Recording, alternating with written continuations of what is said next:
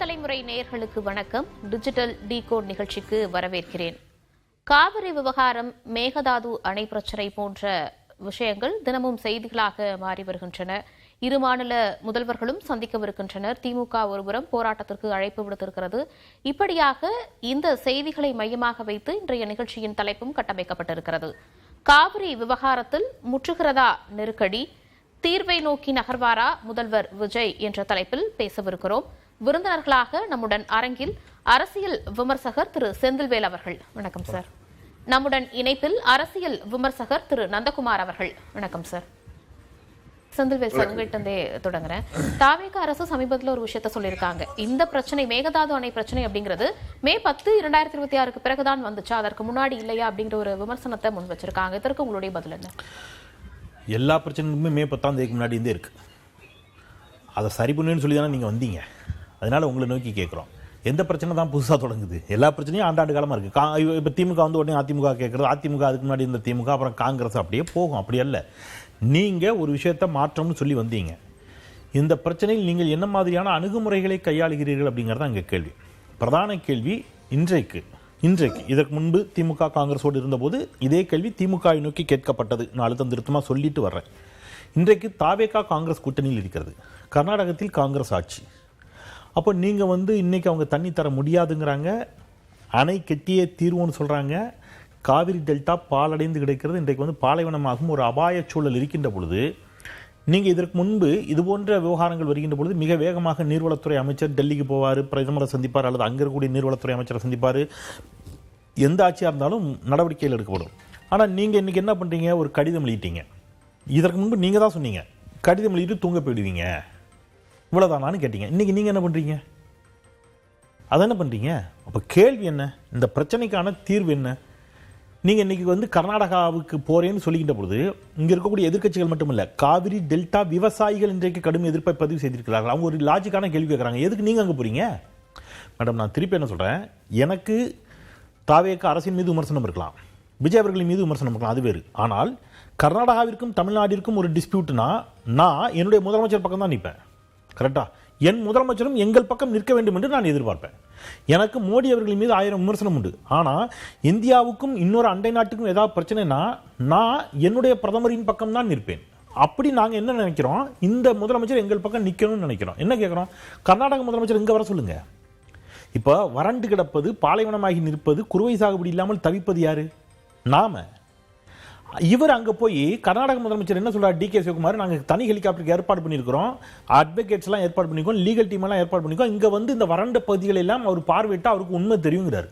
நீங்கள் என்ன சொல்ல போறீங்க? அதெல்லாம் போய் பார்வையிட்டு ஆமாம் ரொம்ப பாவம், கர்நாடகாவில் வந்து தண்ணியே இல்லாமல் மக்கள் கஷ்டப்படுறாங்க, நீங்கள் எனக்கு தண்ணி தர வேண்டாம்னு சொல்லிட்டு வர போறீங்களா? நீங்கள் யார் அதை பார்வையிடுறதுக்கு? எனக்கு இந்த லாஜிக்கே புரியல. நீங்க வேணா டி.கே. சிவகுமார் இங்க வர சொல்லுங்க.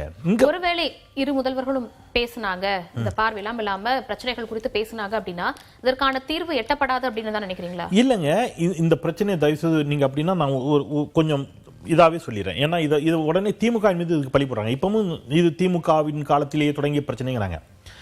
1924 ஒரு ஒப்பந்தம் போடப்படுகிறது, 50 ஆண்டுகளுக்கான ஒப்பந்தம். அன்றைக்கு மதராஸ் மாகாணம், அங்கே மைசூர் மாகாணம். இந்த 50 ஆண்டு கால ஒப்பந்தம் என்பது 1974 நிறைவடையும். அப்போ எப்படி ஒப்பந்தம் போட்டாங்கன்னா பிரிட்டிஷ் பீரியடு. அந்த ஒப்பந்தமே என்ன சொல்லிச்சுன்னா 1974 பிறகு நாம் வந்து இது குறித்து திருப்பி பேசி ஒரு ஒப்பந்தத்துக்குள்ளே வருவோம் என்பதாக இருந்துச்சு. ஆனால் 74க்கு முன்பாகவே கர்நாடக அரசு என்ன பண்ணிட்டாங்க அப்படின்னு கேட்டிங்கன்னா பிரச்சனையை ஆரம்பிச்சிட்டாங்க. இல்லை 74 இந்த ஒப்பந்தம் முடியுது, இந்த ஒப்பந்தமே இதாகாது, இனிமேல் கண்டினியூ ஆகாது, இந்த மாதிரி பல பிரச்சனைகள் ஆரம்பித்து 1968லேயே அவங்க வந்து ஹேமாவதி, ஹாரங்கி அணைகளை கட்ட தொடங்கிட்டாங்க. அப்போ இங்கே அண்ணா முதலமைச்சர், பொதுப்பணித்துறை அமைச்சராக டாக்டர் கலைஞர் இருக்கிறார். இந்த பிரச்சனையை அன்றைக்கு இருந்த மத்திய அரசு சொல்கிறாங்க. இங்கிருந்து வந்து அன்றைக்கு பொதுப்பணித்துறை அமைச்சராக இருந்த முத்தமிழ் டாக்டர் கலைஞர், சட்ட அமைச்சர் மாதவன் ஆகியோர் எங்கே போகிறாங்க? டெல்லிக்கு போகிறாங்க. அங்கே வந்து வீரேந்திர பாட்டீல் முதலமைச்சர், அவர் தான் அங்கே பொதுப்பணித்துறை அமைச்சர். அதனால அவரும் அதுக்கு வர்றாரு கர்நாடகத்திலிருந்து. KL ராவ் மத்திய நீர்வளத்துறை அமைச்சர். இவர்கள் மத்தியில் பேச்சுவார்த்தை நடக்குது. இந்த பேச்சுவார்த்தையில் சுமூக தீர்வு எட்டப்படல. 1968 ஆகஸ்ட் 19, 20 2 தினங்கள் பேச்சுவார்த்தை, எதுவும் எட்டப்படல. 69 அண்ணா மறைந்த பிறகு முத்தமிழஞ்சன் டாக்டர் கலைஞர் முதலமைச்சராக பொறுப்பேற்ற பிறகு திருப்பி இதே மாதிரியான ஒரு பேச்சுவார்த்தைக்குள்ள போறாங்க. அங்கேயும் தீர்வு எட்டப்படல. 1970 ஆகஸ்ட் மாதம் 16, 17 ஆகிய தேர்தல், ஆகஸ்ட், அப்புறம் செப்டம்பர், அப்புறம் நவம்பர் உள்ளிட்ட மாதங்கள், அக்டோபர் உள்ளிட்ட மாதங்களில் இதே மாதிரியான பேச்சுவார்த்தைகள் நடக்குது. 4 பேச்சுவார்த்தை. அந்த 4 பேச்சுவார்த்தைகளையும் எந்த சுமூக தீர்வும் எட்டப்படலை. இந்த தீர்வுகள்லாம் எட்டப்படாத ஒரு சூழலை தான் இந்த அன்றைக்கு இருந்த திமுக அரசு என்ன பண்றாங்க அப்படின்னா, ஒரு தீர்ப்பாயத்தை நம்ம அமைப்போம் அப்படின்னு சொல்லி 1971 ஜூலை மாதம் 8ஆம் தேதி காவிரி பிரச்சனைக்கு ஒரு நடுவர் மன்றம் அமைக்கணும்னு சொல்லி சட்டப்பேரவையில் அனைத்து கட்சிகளையும் வைத்து ஒரு தீர்மானம் நிறைவேற்றப்படுகிறது. அந்த நடுவர் மன்றத்துடைய இறுதி தீர்ப்பு தான் இப்போ வரைக்கும் நமக்கு கை கொடுக்குது. இந்த வரலாற்று புதிய முறை நேர்கள் புரிஞ்சுக்கணுங்கிறதுக்காக சொல்றேன். 1971 ஜூலை 8 அனைத்து கட்சிகளையும் சேர்த்து சட்டப்பேரவையில் நடுவர் மன்றத்திற்காக தீர்மானத்தை மத்திய அரசுக்கு அனுப்பிட்டு, தீர்மானத்தை அவர்கள் ஏற்க மறுப்பார்கள், அது உடனடியாக செயல்படுத்த மாட்டார்கள் சொல்லி ஒரு வழக்கும் தொடுக்கிறாங்க உச்சநீதிமன்றத்தில். அந்த வழக்கு என்ன வழக்குன்னா, நீங்க நடுவர் மன்றத்தை அமைக்கணும், உடனடியாக ஒன்றிய அரசுக்கு உத்தரவிடுங்கன்னு சொல்லி ஒரு வழக்கு. 1972 சரியா மே மாதம் 21ஆம் தேதி அன்றைக்கு பிரதம மந்திரியாக இருந்த அம்மையார் இந்திரா காந்தி தமிழ்நாட்டுக்கு வர்றாங்க. இந்த பிரச்சனை குறித்து பேச்சுவார்த்தை நடத்தி தீர்வு காணலாமான்னு கேட்டீங்களா, அதுக்காக சொல்றேன். 2 மாநில முதலமைச்சர்களும் நான் உட்கார்றேன், பேசுவோம், ஏன்னா கர்நாடகத்தில் காங்கிரஸ் ஆட்சி, பேசி தீர்வு காணலாமே அப்படிங்கிற ஒரு இடத்துக்கு வருகின்ற பொழுது எங்களுக்கு தீர்வு முக்கியம், ஆனால் பேசி தீர்வு காணுவதா அப்படிங்கிறத பற்றி நாங்கள் அனைத்து கட்சியிடமும் கேட்கணும்னு கலைஞர் சொல்றார். சரி கேளுங்க, ஆனால் ஒரு டிமாண்டு, பேசணும்னா வழக்கு இருக்கும்போது பேச முடியாது, நீங்கள் வழக்கை திரும்ப பெற்றீங்கன்னா பேசலாம்னா அவங்க ஒரு வாதம் வைக்கிறாங்க. அனைத்து கட்சியும் கூட்டி ஆலோசிக்கிறார் அன்றைக்கு முதலமைச்சராக இருந்த டாக்டர் கலைஞர். அன்னைக்கு எம்ஜிஆரும் திமுகக்குள்ள தான் இருக்கிறார். எல்லோரும் ஏகமனதாக சரி நமக்கு பிரச்சனைக்கு தீர்வு கிடைச்சா போதும், வழக்கு போட்டால் ரொம்ப வருஷம் ஆகும், அவங்க பிரச்சனை தீர்க்கிறேன்னு சொல்றாங்களா, வழக்கை வாபஸ் வாங்கலாம், ஆனால் ஒரு டிமாண்டை வச்சு வழக்கை வாபஸ் வாங்கணும். தமிழ்நாடு, இது திமுக அதிமுகன்னு பிரிக்காதீங்க, தமிழ்நாடு கர்நாடகான்னு பிரிங்க. தமிழ்நாடு ஒட்டுமொத்த கட்சியும் அப்படிதான் இருந்துச்சு, கலெக்டிவ் ரெஸ்பான்சிபிலிட்டி. அப்ப தமிழ்நாடு என்ன முடிவு பண்ணுச்சு? நீங்க சொல்றீங்க, ஒரு பிரைம் மினிஸ்டர் சொல்றாரு, இன்னைக்கு மோடி சொன்னா நாங்க நம்பவும் மாட்டோமா, ஒரு பேச்சுவார்த்தைக்கு வரீங்கன்னா அப்போ அது மாதிரி நாங்க நம்புறோம், நம்ம என்ன பெறோம், வழக்கை திரும்ப பெறோம். ஆனால் நீங்க காவிரி நடுவர் மன்றம் அமைக்காமல் போனாலோ அல்லது எங்களுக்கு உடனடியாக தீர்வை தராமல் போனாலோ நாங்கள் மீண்டும் வழக்கு தொடருவோம் என்ற உத்தரவாதத்தின் அடிப்படையில் அன்றைக்கு வழக்கு திரும்ப பெறப்படுகிறது. அதன் பிறகு 72 எம்ஜிஆர் தனியா போறாரு, தேர்தல் வருது, அதிமுக ஆட்சி. 13 ஆண்டுகளாக அதன் மீது எந்த நடவடிக்கையும் எடுக்கல, யாரும் அதை பத்தி கேட்கவும் இல்லை, அது போச்சு. திருப்பி எம்ஜிஆருக்கு பிறகு 89 கலைஞர் முதலமைச்சரான பிறகு, 89 எம்ஜிஆர் மறைவிற்கு பிறகு கலைஞர் முதலமைச்சரான பிறகு சரியாக ஜூன் மாதம் 2ஆம் தேதி 1990 அங்கே விபி சிங் பிரதமராக இருந்தபோது காவிரி நடுவர் மன்றம் அமைக்கப்படுது. எத்தனை வருட போராட்டம் பாருங்க. இந்த 13 ஆண்டுகள் அதிமுக ஆட்சி எல்லாரும் விட்டுறாங்க. அப்போ ஜூன் 2 1990 நடுவர் மன்றம் அமைக்கப்பட்டு அந்த நடுவர் மன்றத்தினுடைய இறுதி தீர்ப்பு ஒன்று எங்களுக்கு வேணும்னு ஜெயலலிதா அம்மையார் ஃபைட் பண்ணாங்க. ஒரு இறுதி தீர்ப்பு வந்துச்சு, அதன் பிறகு இடைக்கால தீர்ப்பு வந்துச்சு, அதன் பிறகு இறுதி தீர்ப்பு வந்துச்சு. அந்த இறுதி தீர்ப்புக்கு எதிராக சுப்ரீம் கோர்ட்டுக்கு போனாங்க. சுப்ரீம் கோர்ட்டில் ஒரு ஃபைனல் வெர்டிக்ட் வந்துச்சு. இந்த ஃபைனல் வெர்டிக்ட் தமிழ்நாட்டிற்கு நீதியை கொடுத்த ஒரு வெர்டிக்ட். இதில் நமக்கு துரோகம் இழைத்தது யார் அப்படின்னு கேட்டீங்கன்னா பாஜக, மோடி அப்படின்னு நான் ஒரு ஆதாரத்தை இங்க இருந்து எடுத்து வைக்கிறேன். ஏன்னா அந்த ஃபைனல் வெர்டிக்ட்ல சொல்லியிருந்த வார்த்தைகள் என்னங்கிறத நான் சொல்லிடுறேன். ஃபைனல் வெர்டிக்ட் ரொம்ப தெளிவா சொல்லுது, காவிரி வாட்டர் மேனேஜ்மெண்ட் போர்டு அமைக்கணும்னு சொல்லி. இது காவிரி நடுவர் மன்ற தீர்ப்பு இறுதி தீர்ப்பில் சொல்லப்பட்டதை சுப்ரீம் கோர்ட்டோட ஃபைனல் வெர்டிக்ட் உறுதிப்படுத்துறாங்க. அவங்க தெளிவா சொல்றாங்க, காவிரி வாட்டர் மேனேஜ்மெண்ட் போர்டு அது எப்படி இருக்கணும்னு பிராக்கெட்ல போடுறாங்க. பக்ரா பயஸ் மேனேஜ்மெண்ட் போர்டு மாதிரி இருக்கணும் ஒரு உதாரணத்தை சொல்லிட்டு, to modify the composition of the board to a mixture of administrative and technical body and not purely a technical body. ரொம்ப தெளிவா சொல்றாங்க, அட்மினிஸ்ட்ரேட்டிவும் இருக்கணும், டெக்னிக்கல் பாடியாவும் இருக்கணும், வெறும் டெக்னிக்கல் பாடியா மட்டும் இருக்கக்கூடாதுன்னு உச்சநீதிமன்றம் மிக தெளிவா தீர்ப்பு கொடுத்து எந்த மாதிரி இருக்கணும் மெக்கானிசம் ஸ்கீம்னு போட்டு அந்த ஸ்கீம்னா என்னன்னு பிராக்கெட்ல போடுறாங்க. பாஜக ஸ்கீமுக்கு எங்களுக்கு அர்த்தம் தெரியலன்னு சுப்ரீம் கோர்ட்ல போய் நின்னாங்க. நீதிமன்றம் நாங்கள் தெளிவாக சொல்லியிருக்கோம், அதை பாருன்னு சொன்னாங்க. நமக்கு சொன்னது வாட்டர் மேனேஜ்மெண்ட் போர்டு மேடம், ஆனால் பாஜக அரசு அமைத்தது வாட்டர் மேனேஜ்மெண்ட் அத்தாரிட்டி, ஆணையம். ஆணையம் வெறும் டெக்னிக்கல் பாடி, அட்மினிஸ்ட்ரேட்டிவ் பாடி கிடையாது. இதனால வந்த சிக்கல் தான் இன்னைக்கு இவ்வளவும். ஆனாலும் பரவாயில்ல, ஓகே அமைச்சிட்டீங்க. அன்னைக்கு இங்க எடப்பாடி பழனிசாமி முதலமைச்சர், அங்கே மோடி பிரதமர் அமைச்சிட்டாங்க, ஓகே. பட் இவ்வளவு பிரச்சனைக்கு அப்புறம் போராடி கடந்த 5 ஆண்டு திமுக ஆட்சி இருக்கும்போது 2021 ஜூன் 12 தண்ணி திறந்தாங்க, 2022 இன்னும் ஒருபடி மேலே போய் மே 24 தண்ணி திறந்தாங்க, 2023 ஜூன் 12, 2024 மட்டும்தான் ஜூலை 28, 2025 திருப்பி ஜூலை 12 தண்ணி திறந்தாங்க. இப்போ இந்த முதலமைச்சர் வந்திருக்கிறார். எங்களுக்கு தேவை ஒன்னே ஒன்று தான், என்ன? தண்ணி வரணும். இதுக்கு என்ன செய்ய போறீங்க அப்படின்னா, நான் அந்த ஒரு வரி சொல்லிட்டு முதல் சுற்று நிறைவு செய்கிறேன், ஐயாவுடைய கருத்தையும் கேட்கணும். எனக்கு ஒன்றே ஒன்று, காவிரி ஆணைய கூட்டம் டெல்லியில் நடக்குது. கர்நாடகா போய் சொல்லுது நாங்கள் தமிழ்நாட்டுக்கு தண்ணி தர மாட்டோம், தமிழ்நாடு எங்ககிட்ட தண்ணீர் திறந்து விட சொல்லியும் கேட்கவில்லைன்னு சொல்லுது. கர்நாடக அரசை நான் கண்டிக்கிறேன் அப்படின்னு ஒரே ஒரு வார்த்தை என்னுடைய முதலமைச்சரிடம் இருந்து, எனக்கு அவர் தான் முதலமைச்சர், வரணும்னு நான் எதிர்பார்க்குறேன். நீங்கள் சொல்ல தயங்குகிறீர்கள். ஏன் தயங்குகிறீர்கள்? ஜனநாயகன் திரைப்படம் கர்நாடகத்தில் ஓட வேண்டும் என்பதற்காகவா அப்படிங்கிறத நாட்டு மக்கள் சார்பாக நான் அறிய விரும்புகிறேன். முதற்கருத்தாக எடுத்துக்கிறேன். நந்தகுமார் சார், செந்தில்வேல் சார் என்ன ஒரு குற்றச்சாட்டை வைக்கிறாருன்னா, மாற்றம் வந்துருச்சு, நாங்க தான் அந்த மாற்றம் அப்படின்னு சொல்லி தானே நீங்க வந்தீங்க, நீங்க என்ன வித்தியாசமா பண்ணிருக்கீங்க? கடிதம் எழுதுனதுக்கு திமுக அரசு மேல குற்றச்சாட்டுகள் எல்லாம் முன் வச்சீங்க, இப்ப நீங்களும் அதே கடிதத்தை தான் எழுதுறீங்க. கடந்த காலங்கள்ல பேச்சுவார்த்தை சந்திப்புகள் எல்லாமே நடந்துச்சு, தலைவர்கள் நடத்தினாங்க, ஆனா எந்த ஒரு சொல்யூஷனும் கிடைக்கல. அப்படிங்கும் போது மறுபடியும் நீங்க அதை பண்றீங்களே, இது எப்படி போகும்? அடுத்த கட்டம் என்னன்னு கேக்குறாரு. இப்ப செந்தில் சொன்ன பல வரலாற்று தகவல்களோட நான் ஒத்து போறேன். ஆனா சில முரண்பாடுகள் இருக்கு, அந்த முரண்பாடுகளையும் நான் சொல்லி, இப்ப அவர் சொன்னது 1971 ரெசல்யூஷன் பிரகாரம் தான் இந்த CWDT அமைச்சாங்கன்னு சொன்னாங்க. அது முற்றிலும் தவறானது. அவரே சொன்ன மாதிரி 1972லயே அந்த பெட்டிஷன் வாபஸ் வாங்கப்படுது. அடுத்தது 1983ல Kaveri delta farmers welfare association general secretary S Ranganathan அவர்கள் தான் சுப்ரீம் கோர்ட்ல 1983ல அவர் பெட்டிஷன் ஃபைல் பண்றாரு. அந்த பெட்டிஷன் மேல 1989ல சுப்ரீம் கோர்ட் ஒரு ஜட்ஜ்மெண்ட் கொடுத்து இதுக்கு ஒரு அட்ஜுடிகேஷன் பாடி ஃபார்ம் பண்ணணும் அப்படின்னு சுப்ரீம் கோர்ட் சொல்லி, அதுக்கப்புறம் 2வது தேதி ஜூன் மாசம் 1990ல இந்த CWDT ஃபார்ம் பண்றாங்க.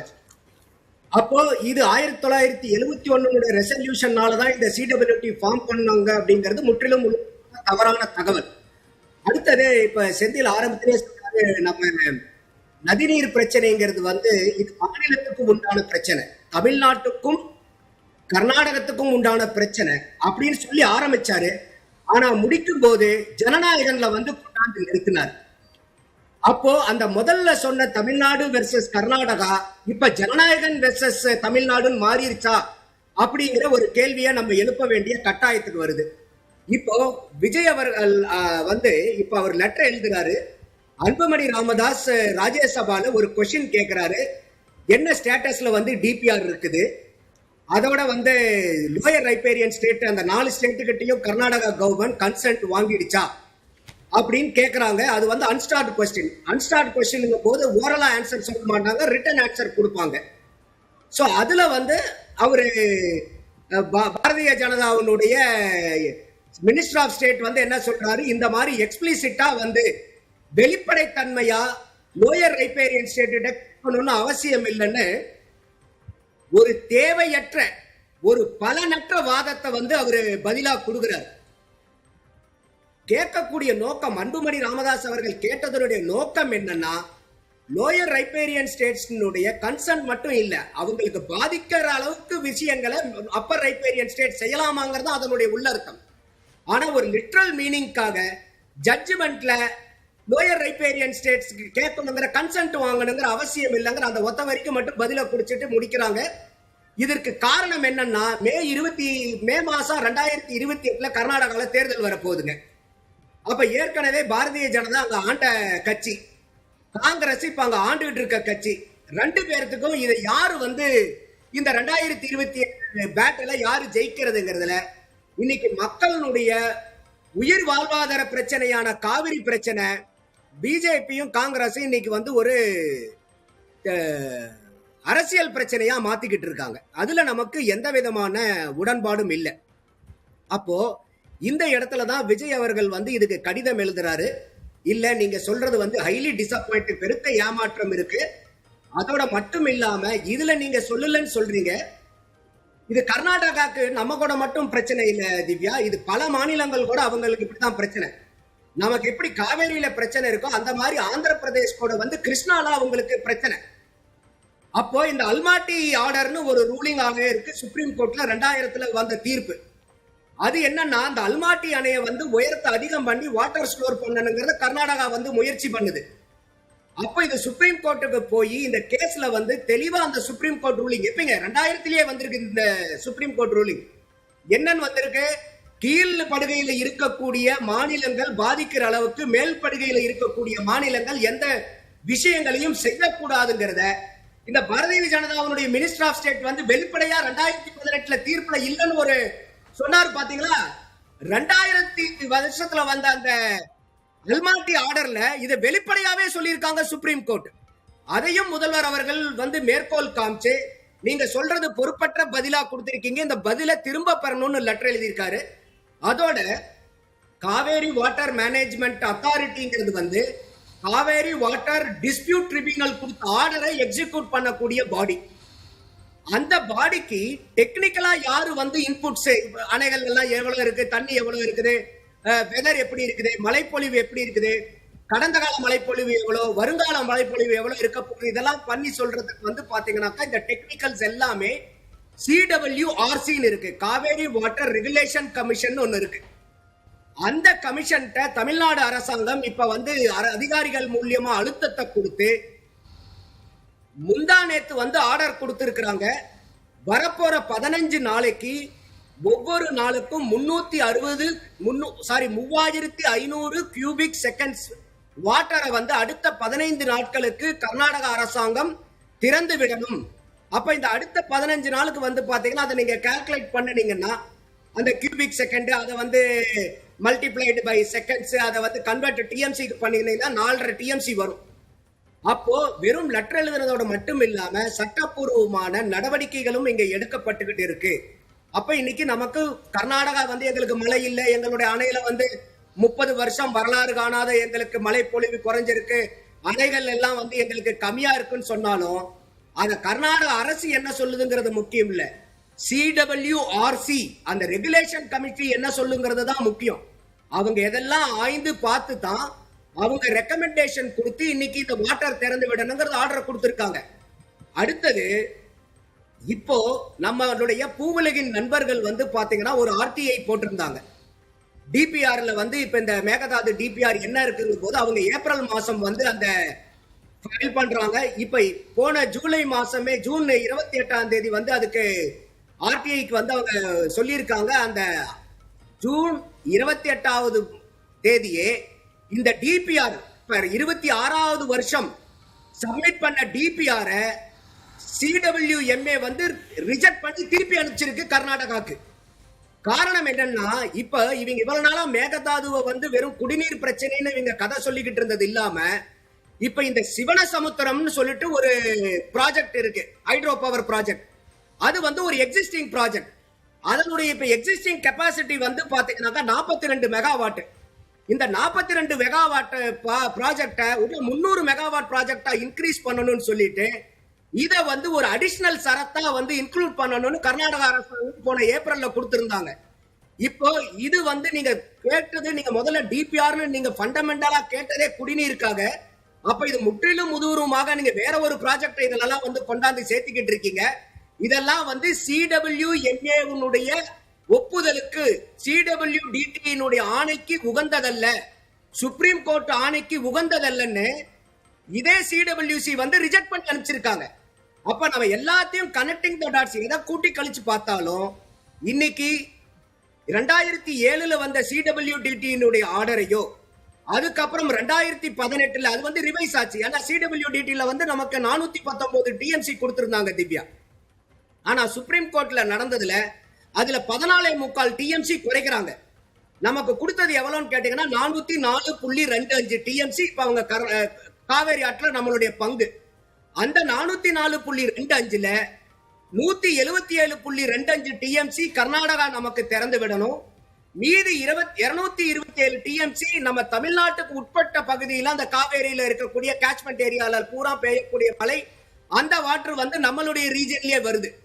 அப்போ இந்த 14.25 TMC வந்து சுப்ரீம் கோர்ட் சொல்லும் போது என்ன கிளாரிபிகேஷன் கொடுக்கறாங்கன்னா, இத நீங்க வந்து காவேரி டெல்டால இருக்கக்கூடிய பகுதியில அண்டர் கிரவுண்ட் வாட்டரை நீங்க கன்சிடர் பண்ணல, அதுல ஒரு 10 TMC எடுத்துக்குங்க. அதே மாதிரி இன்னைக்கு பெங்களூரு வந்து குளோபல் சிட்டியா மாறிக்கிட்டு இருக்கு. அதனால அதனுடைய குடிநீர் தேவையை நிவர்த்தி பண்றது கட்டாயமா இருக்கிறனால 4.25 டிஎம்சி எப்பங்க 2018 சுப்ரீம் கோர்ட்லயே 4.25 டிஎம்சி வந்து கர்நாடகாவுக்கு வந்து சுப்ரீம் கோர்ட் அலாட் பண்ணுது. அப்படித்தான் நமக்கு உண்டான 419 டிஎம்சி 404.25 குறையுது.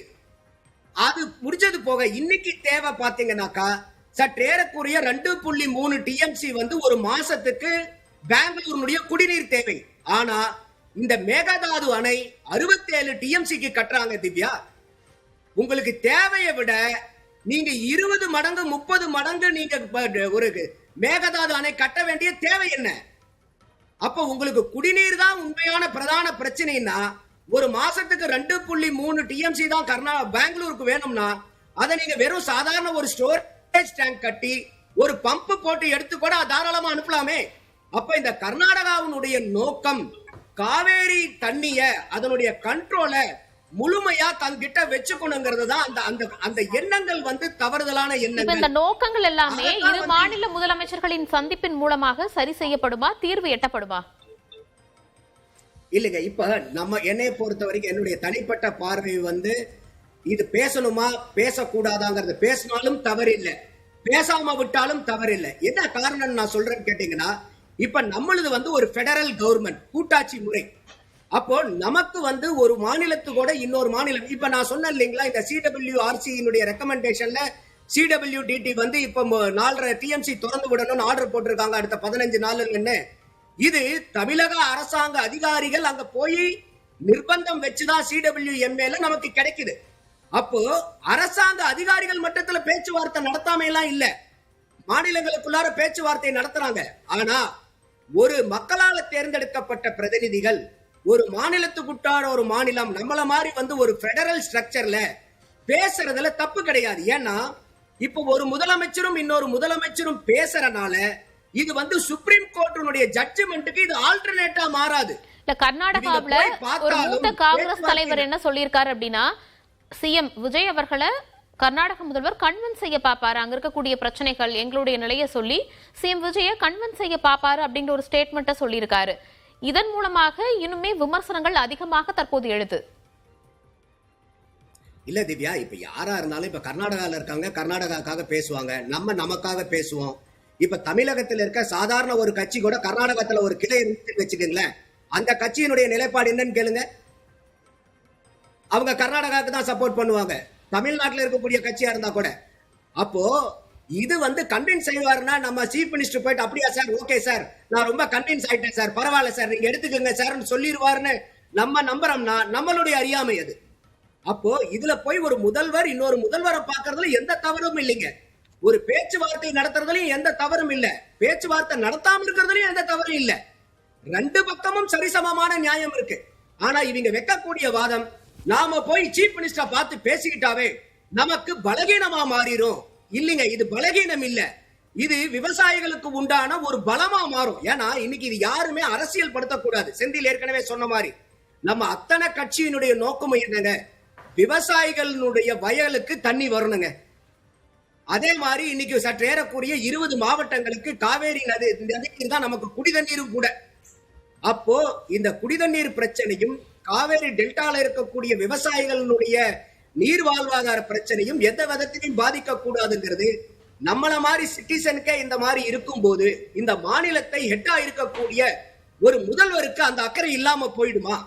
அப்போ இந்த இடத்துல என்ன பண்றாருன்னா, விஜய் அவர்கள் சட்ட போராட்டம் ஒரு பக்கம் நடந்துகிட்டே இருக்குது, அதுல எந்த இமி அளவுக்கு கூட காம்ப்ரமைஸ் கிடையாது. ஆனாலும் ஒரு மாநிலத்துக்குள்ளார மாநிலம் பேசி பார்க்கலாமா, ஒரு முயற்சி தானங்க, உள்ளுவதெல்லாம் உயர்வுள்ளல். நம்ம தொடர்ந்து பேசலாம். முயற்சி பண்ணி பார்க்கிறது. நான் திரும்ப உங்ககிட்ட வரேன் சார், செந்தில்வேல் சார் கிட்ட அவரோட கருத்தை வாங்கிட்டு வரேன். மீட் பண்றாங்க, அது மீட் பண்ணாலும் தப்பு இல்ல, பண்ணலனாலும் ஒன்றும் தப்பு இல்ல, சட்ட போராட்டம் எப்படி இருந்தாலும் நடத்த தானே போறோம். அதே நேரத்தில் கன்வின்ஸ் பண்ண ட்ரை பண்ணா ஒரு முதலமைச்சர் கன்வின்ஸ் ஆயிடுவாரா அப்படிங்கிற ஒரு கேள்வியை முன்வைக்கிறார். நான் சாரை குறிப்பிடல, ஆனால் சார் ஏதோ ஒரு இடத்துல என்னுடைய கருத்து தவறாக இருந்தால் அவர் சுற்றலாம் மறுக்கலாம். நான் அப்படி யூகிக்கிறேன். சற்றே வலதுசாரி சிந்தனையாளர் அப்படின்னு நான் நினைக்கிறேன். இல்லைன்னா அவர் அடுத்த சுற்றுலா மறுக்கட்டும். ஆனால் வலதுசாரி சிந்தனையாளர்கள் பெருவாரியாக இதுவரைக்கும் வைத்த வாதம் என்ன தெரியுமா? இதுவரைக்கும் என்ன வாதம் வச்சாங்கன்னா, இப்போ திமுக ஒருவேளை இப்போ திமுக அங்கே முதலமைச்சர் இப்போ ஸ்டாலின் முதலமைச்சராக இருக்கிறார், கர்நாடகத்தில் காங்கிரஸ் அரசு, இவங்கெல்லாம் எப்படி பேசியிருப்பாங்க தெரியுமா? காங்கிரஸை ஏன் கண்டிக்கல? காங்கிரஸோடு சேர்ந்து தமிழ்நாட்டிற்கு துரோகம் இழைக்கிறது திமுக, வஞ்சகம் செய்கிறது, வானத்துக்கும் பூமிக்கும் குதிச்சிருப்பாங்க. இப்ப தாவேக்கா இங்க காங்கிரஸ் கூட்டணி, அதனால எப்படிலாம் சுத்தி சுத்தி விளக்கம் சொல்ல வேண்டியிருக்கு பார்த்தீங்களா? அப்படியே சுத்த வேண்டியிருக்கு. இப்படி அப்படி அது அது வந்து நாம் இப்படி புரிந்து கொண்டு அதை அப்படி எடுத்துக்கொண்டு இப்படி போய் அப்படி என்ன இப்போ பிரச்சனை? காங்கிரஸும் தாவேக்காவும் கூட்டணியா இல்லையா? ஆமா. கர்நாடகத்தில் காங்கிரஸ் ஆட்சியா இல்லையா? ஆமா. கடந்த காலத்தில் எல்லாரும் திமுக கேள்வி கேட்டீங்களா இல்லையா? ஆமா. இப்போ ஏன் தாவேக்காவை கேள்வி கேட்கணும்? வாயில புண்ணா எல்லாருக்கும் ஏன் என்ன பிரச்சனை? கேட்கணுமா இல்லையாங்கிறதா என்னுடைய கேள்வி. அப்புறம் சார் சொன்னாங்க 2 மாநிலங்களுக்கு இடையிலான பிரச்சனை என்று தொடங்கி கடைசி ஜனநாயகன் திரைப்படத்தில் வந்து முடித்தார்னு. நான் ரொம்ப தெளிவாக சொல்றேன், 2 மாநிலங்களுக்கு இடையிலான பிரச்சனை. நான் கேட்டது ஏன் கர்நாடக காங்கிரஸை கண்டிக்க மறுக்கிறார் என்னுடைய முதலமைச்சர் நான் கேட்டேன். கண்டிக்க கூடாதா? கண்டிக்கணும் நான் கேட்கறதே தப்பா? அரசியலா? அப்படி அது அரசியலா நான் கேட்கிறேன். ஒருவேளை நாளைக்கு கர்நாடகா என்னுடைய முதலமைச்சருக்கு எதிராக ஏதாவது ஒரு ஏதோ ஒரு அநாகரிகமான கண்ணியக்குறைவான செயலை செஞ்சா நான் என் முதலமைச்சர் பக்கம் நின்று கர்நாடகா கண்டிப்பேன், அது வேற. ஆனா நான் என் முதலமைச்சர் எனக்காக பேசணும், எனக்காக தமிழ்நாட்டுக்காக பேசணும்னு நினைக்கிறது என்ன தப்பு? அவர் பேச மறுக்காத போது அவர் என்ன செய்யணும்? பாராட்டிக்கிட்டே இருக்கணுமா? இது ஒன்று. இன்னொன்று, அந்த மன்னார்குடி ரங்கநாதன் வழக்க சொன்னார். அவர் நான் சொன்னதை திருத்திட்டார்னு நான் சொல்ல மாட்டேன் சார், நான் சொல்லாத கருத்தை நான் சொன்னதாக புரிந்து கொண்ட சொன்னார்னு வேணா எடுத்துக்கிறேன். நான் ரொம்ப தெளிவாக சொன்னேன். அன்றைக்கு போட்ட சட்டமன்ற தீர்மானத்தின் அடிப்படையில் காவிரி மேலாண்மை வாரியம், காவிரி நடுவர் மன்றம் அமைக்கப்பட்டது. அது தொடக்க புள்ளி. அங்க விதை போட்டாங்க, அதன் பிறகு எம்ஜிஆர் அதை கலப்படம் போட்டார்னு சொன்னாங்க. இப்போ எம்ஜிஆர் அதை 13 வருஷமா விட்டுட்டாரு, யாரும் கேட்கல. சரி, அதன் பிறகு மன்னார்குடி ரங்கநாதன் தொடர்ந்த வழக்குன்னு சொன்னார். அவர் ரொம்ப சார் கண்டிப்பாக அதை படிச்சிருப்பாரு, ஆனாலும் தெரிஞ்சு மறைக்கிறாரா இல்லை ஒருவேளை அவர் மேபி மறந்துருக்கலாம். நான் அவரை சார்ஜ் பண்ண கூட விரும்பல, ஏன்னா இது பொது விவகாரம். அவரும் கண்டிப்பாக காவேரியில் தண்ணி வரணும்னு விரும்புறாரு, நானும் காவேரியில் தண்ணி வரணும்னு விரும்புறேன். 2 பேரும் தமிழ்நாட்டிற்காகத்தான் இருக்கிற இஷ்யூவை பேசிட்டு இருக்கோம். மன்னார்குடி ரங்கநாதன் 1983 வழக்கு போடுறாரு. அதன் பிறகு சில ஆண்டுகள் கழித்து தமிழ்நாடு அரசு, அன்றைக்கு எம்ஜிஆர் அரசு, அதிமுக அரசு, தமிழ்நாடு அரசு அந்த வழக்கில் தன்னை இணைத்துக் கொண்டது. அண்டர்லைன் பண்ணிங்க மேடம், தமிழ்நாடு அரசு வழக்கை இணைத்துக் கொண்டது. இப்ப யார் ஆட்சி மாறினாலும் அது தமிழ்நாடு அரசு தான். வழக்கு யாரு? மன்னார்குடி ரங்கநாதன் வழக்கு. தமிழ்நாடு அரசு அந்த வழக்குல இருக்குது. அப்போ முதலமைச்சராக கலைஞர் வந்த பிறகு தமிழ்நாடு அரசு தான் அங்க வாதிடுகிறது. மன்னார்குடி ரங்கநாதன் வழக்கு தான். எம்ஜிஆர் தமிழ்நாட்டு அரசை இணைத்துக் கொண்டார், அதிமுக இணைக்கல. அதிமுக இணைச்சிருந்தா நம்ம கேட்க முடியாது. தமிழ்நாடு அரசு இணைத்துக் கொண்டது. அப்ப திருப்பி திமுகவும் என்ன செய்கிறது? வழக்காடுகிறது. வழக்காடி விபி உத்தரவு வந்துருச்சு. உத்தரவு வந்த பிறகும் இன்னைக்கு மோடி அரசு மாதிரி ஒருவேளை அன்னைக்கு காவிரி மேலாண்மை வாரியம் அமைக்க சொல்லி எங்களுக்கு ஸ்கீமுக்கு அர்த்தம் தெரியலன்னு போய் நின்னாங்கல்ல சுப்ரீம் கோர்ட்ல, அந்த மாதிரி விபி சிங் போய் நின்றுனாரு. என்ன பண்றது? அப்படி நிக்கல. விபி சிங்கிடம் வலியுறுத்தி காவிரி அன்றைக்கு நடுவர் மன்றத்தை பெற்று தந்தவர் டாக்டர் கலைஞர். அதை நம்ம இங்க ஒத்துக்கணும். ரைட். இப்ப நான் என்னோட கேள்வி, இது எல்லாத்தையும் விடுங்க. ரைட்டு, சார் சொன்ன வாதம் தான். அங்க ஒரு சிறிய கட்சியா இருந்தாலும், இங்க தமிழ்நாட்டில் இருக்கக்கூடிய ஒரு கட்சி அங்க கிளை வைத்திருந்தால் அவங்க கர்நாடகாவுக்கு ஆதரவாக தான் பேசுவாங்க. கர்நாடகத்தில் இருக்கக்கூடிய கட்சி, அதுல மாற்று கருத்தே இல்லை. அப்ப 2 மாநிலத்துக்கு இடையில ஒரு டிஸ்பியூட் வந்திருக்கும் போது அந்த மாநிலத்தை சேர்ந்தவர்கள் அவர்களுக்கு ஆதரவாக பேசுவார்கள், நாம் நமக்கு ஆதரவாக பேசுவோம். இது உலக இயற்கை. அப்ப இதுல பஞ்சாயத்து யார் பண்ணணும்? Supreme court. அதுக்கு தானே போறோம். ஒரு நடுவர் மன்றம், அது ஒரு ஜுடிஷியல் பாடி, அதுல ஒரு இடைக்கால தீர்ப்பு, அப்புறம் ஒரு ஃபைனல் வெர்டிக்ட். அந்த ஃபைனல் வெர்டிக்ட்டுக்கு மேல்முறையீடு சுப்ரீம் கோர்ட். அப்ப இந்தியாவுடைய உச்சபட்ச நீதி பரிபாலன அமைப்பு எது? Supreme court. அந்த சுப்ரீம் கோர்ட் திட்ட தெளிவாக ஒரு தீர்ப்பை தருகிறது. என்ன சொல்லுது? அதிகாரம் உன் கையில இருந்தா தானப்பா பிரச்சனை. ஷட்டரை திறக்கிற அதிகாரம் கர்நாடகா கையில இருந்தா தான் பிரச்சனை. அது பாஜக ஆண்டாலும் பிரச்சனை, காங்கிரஸ் ஆண்டாலும் பிரச்சனை. திறக்க மாட்டாங்க. அவங்க மாநிலத்துக்கு தான் உண்மையா இருப்பாங்க. அது அவங்களுடைய நேச்சர். அப்ப சுப்ரீம் கோர்ட் என்ன சொல்லிச்சு? உங்க 2 பேருக்கையும் அதிகாரம் இருக்கக்கூடாது.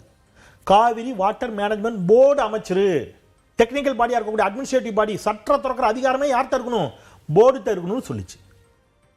பாஜகவுடைய நீர்வளத்துறை செயலாளரை கோர்ட்டு கூட்டு தலையில கொட்டிச்சு. ஸ்கீமுக்கு அர்த்தம் தெரியலையா? பிராக்கெட்ல போட்டிருக்கோம் படிங்கன்னுச்சு.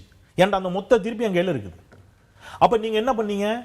நீங்க தமிழ்நாட்டுக்கு துரோகம் இழைத்தது பாஜக. என்ன பண்ணுச்சு? அத்தாரிட்டி அமைச்சீங்க. இன்னைக்கு சட்ட திறக்கிற அதிகாரம் திருப்பி கர்நாடக மாநில கையில கொடுத்தது யாரு? இப்ப இதை யார் கேட்கணும்? இந்த மாநில அரசு முதலமைச்சர் கேட்கணுமா இல்லையா? பாஜகவையும் கண்டிக்கணும். ஒன்றிய பாஜக நமக்கு செஞ்ச துரோகத்தை கண்டிங்க. கர்நாடகத்தில் காங்கிரஸ் இப்ப தண்ணி திறந்து விட மாட்டேன்னு சொல்றதையும் நீங்க என்ன செய்யுங்க? கண்டிங்கன்னு நம்ம கேட்கிறோம். அதை ஏன் கண்டிக்கலைங்கிறது மட்டும். கர்நாடக அரசை கண்டிக்கிறேன், இது ஏன் உங்க வாயிலிருந்து வரல? அதுதான் அங்க கேள்வி. அப்ப அதுக்கு காரணம் உங்க திரைப்படமான. அப்புறம் இன்னொரு இதுல சொல்றது, நீங்க இப்போ நீங்கள் டேம் எடுத்துக்கங்க. பொதுவாக இந்த வாதங்கள் வருகின்ற பொழுதுலாம் ஒரு வாதம் வைக்கப்படுகிறது. அதுக்காக சொல்கிறேன், நாம் வந்து அங்கே டேம் கட்டினாங்க, நாம் இங்கே ஏதாவது டேம் கட்டினோமா, இது மாதிரியான ஒரு வாதம் இருக்குல்ல, அதை எப்படி சிரிக்கணும்னு தெரியல. காவிரி நதியில் நீங்கள் செக் டேம் தான் கட்ட முடியும். டேம் எங்கே கட்டணும்னு உங்களுக்கு தெரியும். சரி, செக் டேம் அங்கே இருக்குதா? யாரெல்லாம் கெட்டியிருக்கா? கரிகாலன் கெட்டினான் கல்லணையை கிபி 2ஆம் ஆண்டு. அதன் பிறகு முக்கொம்புல 1836 1838 சர் காட்டன் கட்டினார், அவர் பிரிட்டிஷ் கார்பரேட். அதே மாதிரி கீழணை கொள்ளிடத்தில் 1838. அதன் பிறகு அங்கே யாரேனும் ஒரு ஆட்சியில் அங்கே வந்து செக் டேம் கட்டியிருக்காங்களா? எஸ், முத்தமிழர் டாக்டர் கலைஞர் தான் மாயனூர் தடுப்பணையை கரூரில் கட்டினார் 2008. நீங்கள் கல்லணையுடைய கொள்ளளவையும் இதையும் எடுத்தீங்கன்னா இது 1 TMC, அது 1.5 TMC. அது இல்லாமல் நிறைய ஷட்டரை வச்சு நம்ம என்ன செஞ்சோம், தண்ணீரை தேக்கணும், நிப்பாட்டணும் தான். நீங்கள் வீரேந்திர பாட்டீல் சொன்ன ஸ்டேட்மெண்ட் நான் சொல்கிறேன். கர்நாடகத்தினுடைய முதலமைச்சர் வீரேந்திர பாட்டீல் சொன்ன ஸ்டேட்மெண்ட், திமுக ஆட்சி காலத்தில் ஏகப்பட்ட இந்த மாதிரியான தடுப்பணைகளை குட்டி குட்டியாக ஷட்டரெல்லாம் போட்டு பாசன பரப்பை அதிகரித்து விட்டார்கள். அது உண்மை, நாம் அதிகரித்தோம். அதுவும் நம்ம செஞ்சோம், அது நம்ம தமிழ்நாட்டுக்காக செஞ்சோம். இந்த குற்றச்சாட்டு உண்மையும் கூட. அப்போ நாம் வந்து இங்கே பாலைவனமாக விட்டுறல, முயற்சி செஞ்சுக்கிட்டே இருந்தோம். அதையும் தாண்டி இங்கே இந்த தண்ணீருக்கான சிக்கல்கள், விவசாயத்திற்கான சிக்கல் வருகின்ற பொழுது தான், என்னடா இது காவிரிலேருந்து தண்ணியை திறந்து கூட பெரிய தகராறு இருக்குது, இங்கே இருக்கக்கூடிய விவசாயிகளுக்கு சிக்கலாக இருக்குது என்று வருகின்ற பொழுது ஆழ்துளை கிணறுகள் வைத்திருப்பவர்கள் அல்லது இந்த வச்சிருக்கிறவங்க, என்ன கிணறு வச்சிருக்கவங்க, உரை கிணறோ ஆழ்துளை கிணறு வைத்திருப்பவர்களோ மோட்டார் பம்பு செட்டை வச்சு நீங்கள் தண்ணீர் பாய்ச்சி நம்ம விவசாயத்தில் நாம் முன்னேறுவதற்கு வழி செய்வோம்னு சொல்லித்தான் 89 முதலமைச்சராக வந்த கலைஞர் இந்தியாவில் முதன்முறையாக விவசாயிகளுக்கு இலவச மின்சாரத்தை கொடுத்தார். அப்ப ஏதோ ஒரு இடத்துல ஒரு அரசு ஆக்கப்பூர்வமான செயல்பாடுகளை கடந்த காலங்களில் செய்திருக்கிறது. இப்ப நம்ம முதலமைச்சர் அப்படி செய்யணும்னு நாங்க எதிர்பார்க்கிறோம், வேண்டுறோம். திருப்பி சொல்றேன், உங்களை நான் குறை சொல்லல. நீங்க என்னுடைய கேள்வி ஒண்ணு, கர்நாடகாவை நீங்கள் கண்டிக்க வேண்டும் ஒன்று. இன்னொன்று, நீங்க இப்ப அங்க போறீங்க, பரவாயில்ல போங்க. நீங்க சார் சொன்ன மாதிரி போலாம், தப்பு இல்லை. நம்ம ஏன் எடுத்த உடனே முறுக்கணும்? போலாம், தப்பு இல்லை, நீங்க போங்க. போயிட்டு இன்னைக்கு விவசாயிகள் சங்க தலைவர் PR பாண்டியன் ஒரு அருமையான ஒரு கோரிக்கை வச்சிருக்கிறார். நீங்க போயிட்டு கையோட என்ன செய்யுங்க, சிவகுமாரி இங்க வர வைக்கணுங்க, இங்க கூட்டுவாங்க. இங்க கூட்டு வந்து காய்ந்து கிடக்கும் டெல்டாவை சிவகுமார் பார்க்கட்டும், DK சிவகுமார் பார்க்கட்டும். கர்நாடக முதலமைச்சர் பாருங்க சார், எங்க தமிழ்நாட்டு மக்கள் தண்ணீர் இல்லாம காவிரி பாலைவனமா கிடக்குது சார், கர்நாடக முதலமைச்சருக்கு காட்டுங்க. கொஞ்சம் தண்ணீர் திறந்து விடுங்க சார், நீதிமன்ற தீர்ப்பை மதிங்க சார்னு சொல்லுங்க. அப்ப என்ன, இது ஜனநாயகனை தாண்டி காங்கிரஸ் MLAக்கள் 4 பேருடைய ஆதரவும் என்ன செய்யப்படுது, இப்போ தாவேக்காவுக்கு தேவைப்படுது. அப்போ இதெல்லாம் நீங்க மனசுல வச்சிருக்கீங்களாங்கிற நான் விமர்சனமா கூட வைக்கல, சந்தேக பார்வை எழுதில்ல. அப்போ இதற்கும் சேர்த்து என்னுடைய முதலமைச்சர் பதில் சொல்ல வேண்டும் என்பதுதான் என்னுடைய எதிர்பார்ப்பே தவிர, நாம வந்து இதுல ஒன்றுபட்டு நின்று நம்முடைய உரிமையை மீட்கணும். அனைத்து கட்சி கூட்டத்தை கூட்டுங்கன்னு திமுக சொன்னதை விட்டுருங்க. எழுச்சி தமிழர் தொல் திருமாவளவன் அவர்கள் சொல்லியிருக்கிறார். கர்நாடகாவில் உடனே ஒன்று சேர்ந்துடுறாங்கல்ல. அப்ப நாம இப்போ ஒரு அனைத்து கட்சி கூட்டத்தை கூட்டிக்கலாம். இப்ப நீங்க போறீங்க, எவ்வளவு பெரிய முடிவு. அன்னைக்கு வந்து கலைஞர் வந்து இந்திரா காந்தி அம்மையார் சொன்னார் என்ற அடிப்படையில் உடனே வந்துடல, அனைத்து கட்சி கூட்டத்தை கூட்டு கேட்டாரு. ஒரு தீர்மானமா எல்லாரும் கூட்டு பேசுறாங்க. அப்ப நீங்க அனைத்து கட்சி கூட்டத்தை கூட்டினீங்களா? இப்ப ஏன் ஆகஸ்ட் 3ஆம் தேதி அவர் என்னைக்குங்க போறாரு? என்னைக்கு போறாரு? ஆகஸ்ட் 3. ஏன் ஆகஸ்ட் 3 போறாருன்னு தெரியுமா உங்களுக்கு? எங்களுக்குலாம் ஏற்கனவே காது குத்தியாச்சு மேடம். எத்தனை நாள் தமிழ்நாட்டு மக்களை ஏமாத்துவீங்க? ஆகஸ்ட் 3 ஆடிப்பெருக்கு. ஆடிப்பெருக்கு அன்று காவிரியில கண்டிப்பா எல்லாரும் மக்கள் போய் நிப்பாங்க. அவர்களுடைய மத வழிபாடுகள், மத சடங்குகள் எல்லாத்துக்கும் ஆடிப்பெருக்கு அன்னைக்கு காவிரி டெல்டாவே ஜேன்னு இருக்கும். எல்லாம் அங்க போவாங்க. அங்க காவிரி வறண்டு கிடக்கு.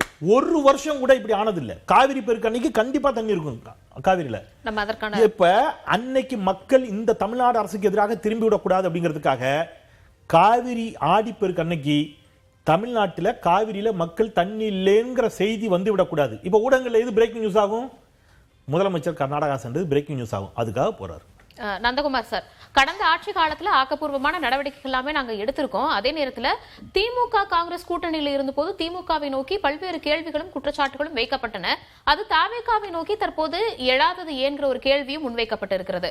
அதே போல கண்டித்து நாங்கள் ஒரு வார்த்தையை சொல்றோம் அப்படிங்கிற ஒரு விஷயத்தை ஏன் தாவேகா இன்னும் செய்யலைங்கிற ஒரு கேள்வியையும் செந்தில்வேல் சார் முன் வச்சிருக்காரு.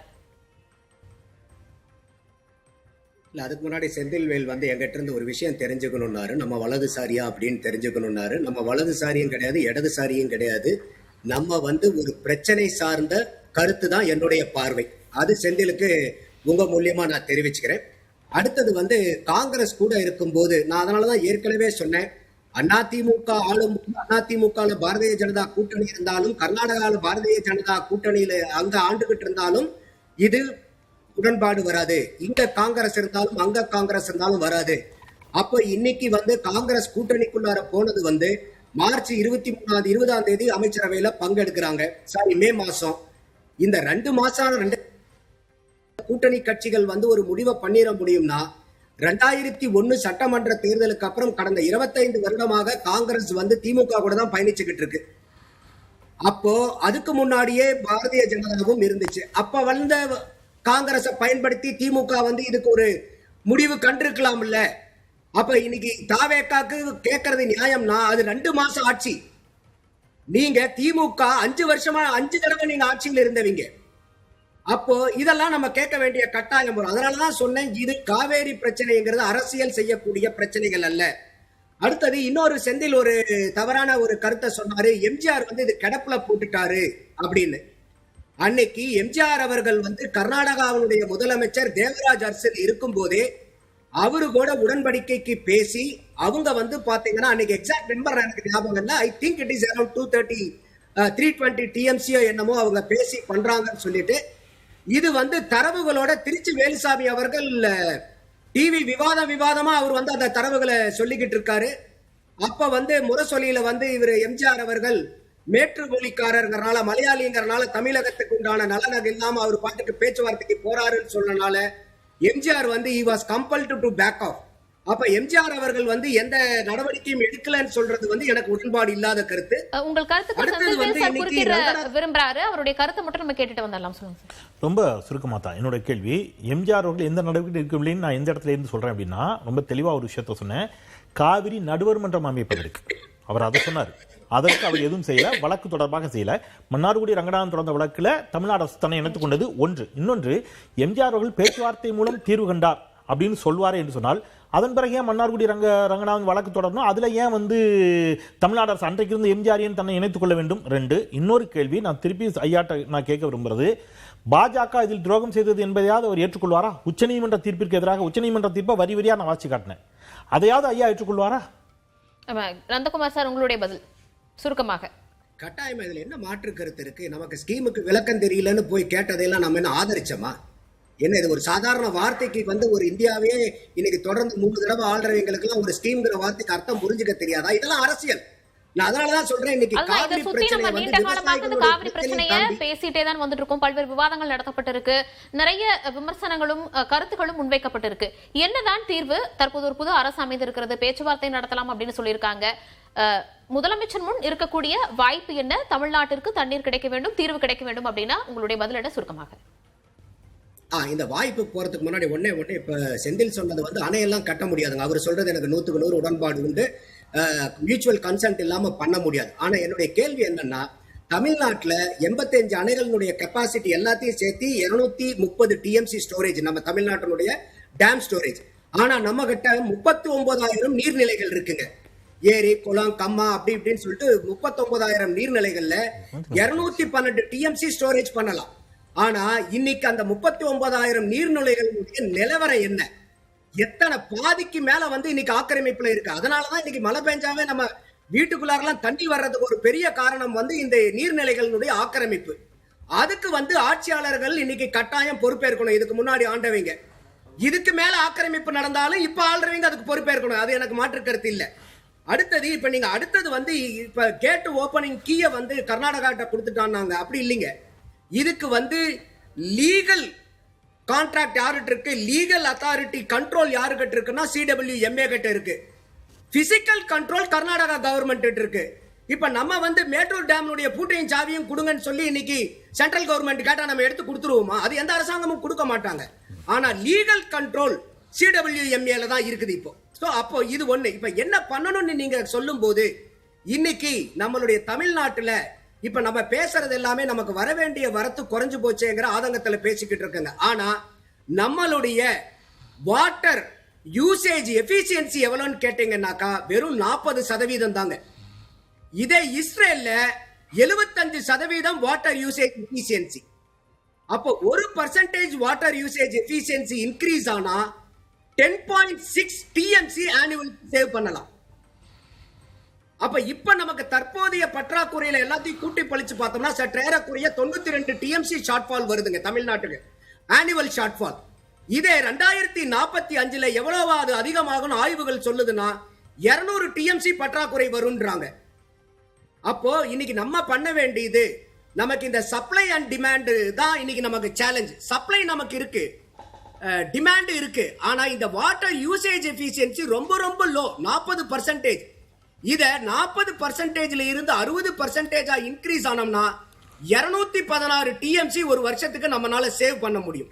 அப்போ இந்த கவர்மெண்ட் இனிமேல் யாரு இருந்தாலும் விவசாயிகளுக்கு அதனுடைய modern technology, modern equipments, water storage facilities, drip irrigation, இது எல்லாத்தையும் அதே மாதிரி எல்லா நேரத்திலையும் நீங்க நீர் தேவை அதிகமா இருக்கக்கூடிய பயிர்கள் மட்டும் பண்ணாம இந்த மாதிரி சேலஞ்சஸ் வரும்போது இந்த வறட்சியை தாங்கக்கூடிய பயிர்களை இன்னும் அதிகமா அரசாங்கம் ஆய்வுகளை, ஏன்னா R&D இருக்கு நம்ம கிட்ட, அரசாங்கத்துக்கிட்ட இன்னைக்கு அக்ரிகல்ச்சர் ரிசர்ச் பண்ணணும். இது எல்லாம் மாற்று கருத்து. அதே மாதிரி அம்மையார் ஜெயலலிதா பீரியட்ல